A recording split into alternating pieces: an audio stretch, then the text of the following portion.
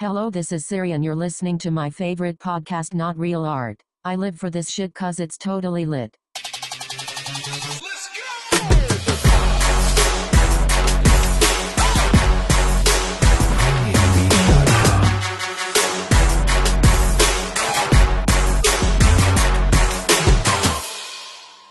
Not Real Art, the podcast. Here we are, Man One in the house, And some other guy. and some other guy. That's it. Yep. That's Wouldn't what you we- like to know, man, Yeah. you know, my name and who I am? Yeah, it's weird. I'm in here, quite a bit, talking to you across the room, and I have no idea who you are. By the way, this is our 5th episode. 5th episode already. Yeah. Wow. Look at that. Time flies when you don't know who you're talking to. 5 weeks, you still don't know. Still don't know. It's the mystery. Trying to make out the voice though. I think I've heard that voice before. Well, I like to keep people guessing, and it's good to be anonymous. Yeah, I guess so. Well, that's why I go by Man One, by the way. Exactly. The crimes you can commit. Yeah. Imagine if I was still doing graffiti with my name. Yeah, right. The fame. Wow. The fame game. It's no joke anymore, though. It's not a misdemeanor anymore. No. You do some serious time. It's either you're a felon or you're a rock star. It's a fine line, though. It's a fine line. Isn't it two sides of the same coin, really, in some cases? Right. Yeah, now it's you're locked up behind bars or you're on TV, having fun, hanging out with DJ Kaled. Shout out DJ Kaled. We the best music. Cloth talk. Yeah, it's so much has changed, right? Because, back in the day, right, people were just trying to be heard, be seen, let their voices be known. And now it's a business. Well, it can be, I choose the business. Yeah. I chose the business, The business chose me. Right. But yeah, you can definitely make a living now, and if that's what you want to do with your art. But at what point in your career did you know, yeah, I can make money at this? Like, I could actually have a career. Like right off the bat. Yeah. I was like 16 years old, and as soon as I started painting and doing graph, I think one of my neighbors gave me like $50 to paint his garage door. Which back then was like, to me, that was big like, money. Oh, Are you kidding me? man. $50? Yeah. 16, what was that, 85? It was like ruling the world. Yeah. So, so I knew early on that I could make money. It's so funny because looking back at it now, it was like, what the hell was I thinking? You can make money, but Should have charged him 100. But then I sold a canvas for like $100, and one thing led to another, and I just started thinking, well, if these people will give me $50 or $100, if I know more people, if I market myself more, maybe I can make $500, and then maybe that could turn into $1,000, and maybe that could turn into a career. At the time, this was 87. I didn't know anyone who was making a living. I didn't know anyone who was making money doing graffiti. There was a few people who had done projects, here and there, and some artists from New York who were actually, obviously doing stuff like Futura for the Clash or whatever. But there was no one that I could look as a business model and be like, hey, that's how you do it. Right. I just figured, hey, why not? If I can make $50 here, I can make $100, and I can make $1,000. And I remember I used to tell my friends that, and they'd laugh at me and say you're crazy. And I was even promoting my friends and telling them, do it on canvas. Let's sell canvases. And then a lot of them would laugh at me or or just not be into it. Well, they would laugh at you because they didn't think anybody would buy, or because they thought it was an affront to the art form. No, they just thought no one was going to buy it. They're like, we're just writers, Right? They don't want to buy this shit, Right. But I was like, no, I mean, we could put it in museums and galleries and blah blah blah. But no one was doing it, so there was no way to prove it, Yeah. But I didn't care. I stuck to my guns, and You had guns. I had guns, stuck to them. So here I am now, still trying to make $50. Still got your guns. Still got my guns. Nice. Well, I mean, it is crazy, right? I mean, how things have evolved for all kinds of reasons. Certainly, the world of commercial art. Like, I remember back in the day, like, there was a real line, right, between commercial art and fine art. Sure, yeah. Yeah.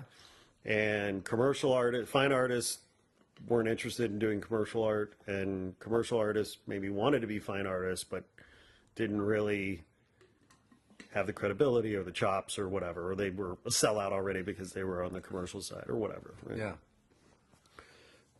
And over the last 30 years, boy, that line, that wall between those two worlds has really just kind of eroded away. Yeah, and also just from the other point of view, when I looked at fine artists, that was not the world I wanted to live in. I didn't want to be the starving fine artist, right? No, not only that, just the fine artist. It sounded like this, this superficial, highbrow, interesting, wine and cheese, bullshit, And I was like, I don't want to be a fine artist. I don't want to be part of that world, right? I want to be about this, which was graph, that's what I was into. Yeah, and it's kind of the difference between like classical music and rock and roll, right? Or exactly. or hip hop or whatever, right? You want to be with the cool shit, yeah. Right. That's exactly what it is. And so, but there was no proof, right? Just like back then, there was no proof that hip hop was gonna keep going and become what it has become. People just thought it was a fad. It was the same thing with graffiti. People just thought it was a fad, and there was no substance there. And then here we are, so many years later, decades later, and Right. now we are the fine artists, Yeah. so to speak. Well, no, it's fascinating too. I mean, it's interesting. I mean, you have to talk about it being a fad, like, as we've well established in earlier episodes of this podcast. I'm a white dude that grew up in the suburbs, and but in my defense, I grew up listening to lots of jazz and blues music, Right. and rhythm and blues. Growing up outside Chicago, Chicago being a big blues and jazz city, Yeah. But when hip hop came on the scene, I didn't have the knowledge.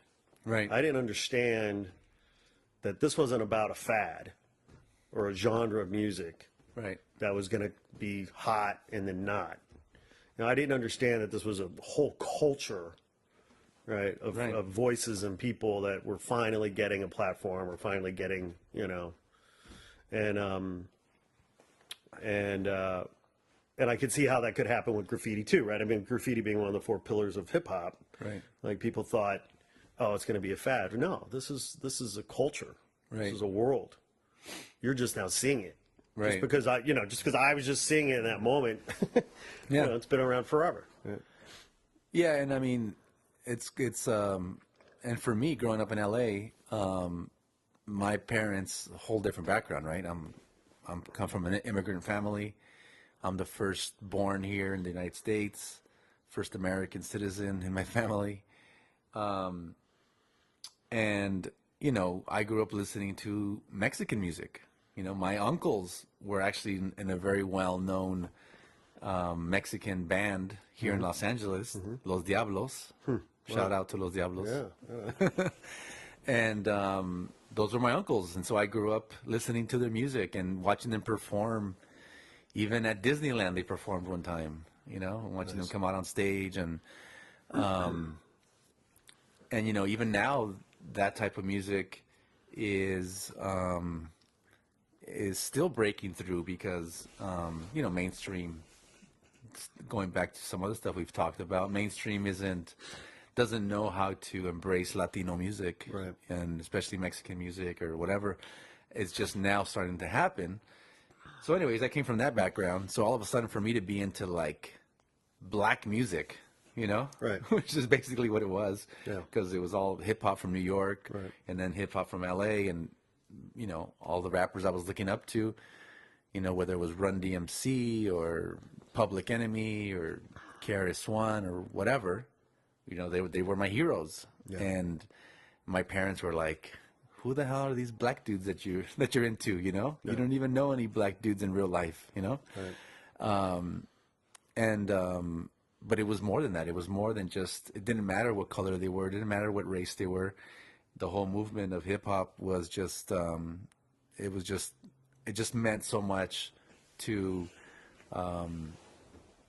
you know, to us, because it was like, we finally had a voice.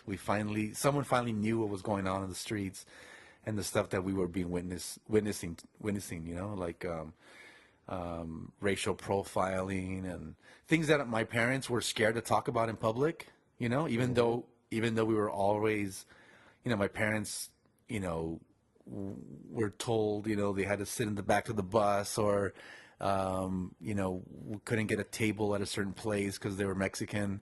No kidding. Yeah, and this is in the 70s, Right. in the 60s and 70s in Los Angeles, and having that happen to them on the daily, Right. but then not being able to express it anywhere else, and lo and behold, hip hop comes along, talking about those same grievances, The struggle. and the struggle that we all as people of color share, Right. and I was like, this is it. This is my music, Right.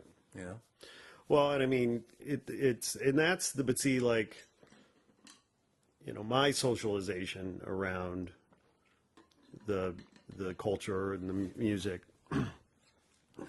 happened really organically in terms of, you know, my friends who were black or Latino or whatever, Yeah. introducing it to me, right?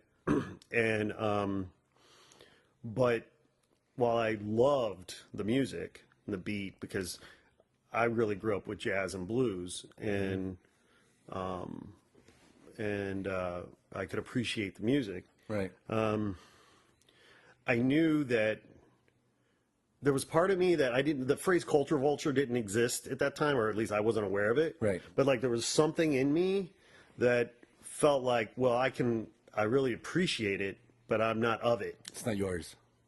And I always felt like if I embraced it, it would be hypocritical, or Right. it would be, Funny. yeah. I just kind of was just like, no, that's not sincere. Like Yeah. it wouldn't be sincere. Right. And you know, and even watching, you know, white folks that, you know, really embrace the culture, and, you know, whether they were called wiggas or whatever, I always, you know, wondered about that. You know, like, was it a socioeconomic thing? You know, because they're struggling, Right. in a way. You know what I mean? But the truth of the matter is, you know, you can't. I mean, the human spirit, right, cannot be put down. Right. It will eventually rise up, and I think that's like the beautiful part of what I think hip hop means to me, is that it's like the human spirit, you know, finally cut through. Well, what's crazy is that, saying what you just said, is that hip hop didn't really matter to anybody until the white kids started listening to Interesting. it. You know, NWA, you know, didn't really know how big they were until they saw an army of white kids saying Sure. "fuck the police." Right. Right. That's when everything shifted. You know, Run DMC didn't care what was going on, didn't understand how big they were, Yeah. until white kids were out there wearing, you know, their Adidas, you know, and because that's obviously when it becomes mainstream, or when it crosses over to, you know, to other communities that now are challenging the establishment, right? So now all of a sudden, white kids have white parents that are freaking out because their kids are into this black revolutionary music, and they're scared, Right. Just like we talked the other day about, satanic music, right?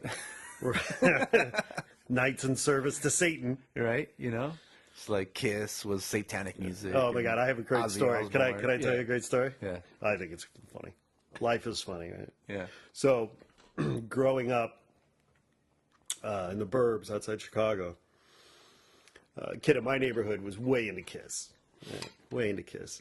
Yeah. And so, I'd go to his house and he'd, have all the posters and everything in his room and stuff. And Right. he would always give me some posters, whatever, and I would go home and hang them in my room. Well, my mom was just not having it. You know what I mean? She's, God-fearing woman who, just convinced that KISS is, satanic. And so she'd take the posters down. You can't have this in the house, Right. It's an abomination, whatever. Right. Well, I'm laughing now, 40 years later, because Right. my daughter goes to school with Paul Stanley's daughter. There you go. I see Paul all the time in school functions. So, sorry, Mom. Is he in makeup? He needs to be. It needs to. See, that would be awesome if he came to school, drop off his kid, and he's wearing the star Dude, on his face. that would be. I wonder if he's ever done that. Halloween. I gotta, yeah, probably, right? Yeah. I'll ask him next time I see him. Yeah. See, just tomorrow, just rock the makeup just for me. He's 66. Shit. 66. Oh wow. Yeah. Can't believe it. Yeah. Anyway, yeah, well, onwards and upwards. Yeah. Yeah, it's, life is funny. It's good seeing you, my friend. You too. You too. We'll be in touch. Yeah, we'll talk. Peace. All right, late.